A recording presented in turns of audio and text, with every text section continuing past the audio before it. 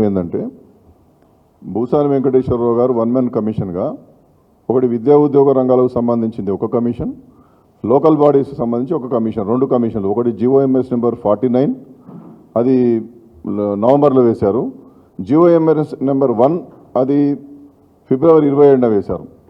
ఈ రెండు నివేదికలు ప్రభుత్వానికి ఆయన అందచేసినట్టు, ప్రభుత్వం వాటిని ఆమోదించినట్టు, మంత్రివర్గం దాన్ని ఆమోదించినట్టు చెప్పారు. ఒక్కసారి నివేదికలను ప్రభుత్వం ఆమోదించిన తర్వాత అది ప్రభుత్వం ప్రాపర్టీ కాదు, అది పబ్లిక్ డాక్యుమెంట్. అది ఒక నివేదికను ఆమోదించిన తర్వాత ఇమ్మీడియట్లీ దాన్ని హౌస్లో టేబుల్ చేయాలి. కానీ ఆ నివేదికలు కూడా వాళ్ళు బయట పెట్టలేదు. కాబట్టి మార్చి 6వ తారీఖున మీరు ఏదైతే నివేదికలు ఆమోదించడం చెబుతున్నారో నిజంగానే ఆమోదించినరా, వాటికనే కాగితం మీద రాసుకున్నారా? అంటే మంత్రివర్గం చేయాల్సినటువంటి ప్రొసీడింగ్స్ను కూడా, రాజ్యాంగబద్ధమైనటువంటి ప్రక్రియలను కూడా మోసపూరితమైనటువంటి విధానాలతో మీరు ముందుకు పోతున్నారా?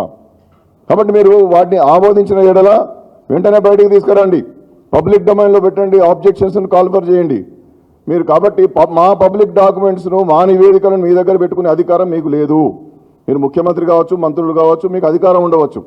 కానీ once cabinet approved by the reports ఏవైతే ఉన్నాయో అవి పబ్లిక్ డాక్యుమెంట్స్ అయిపోయినాయి.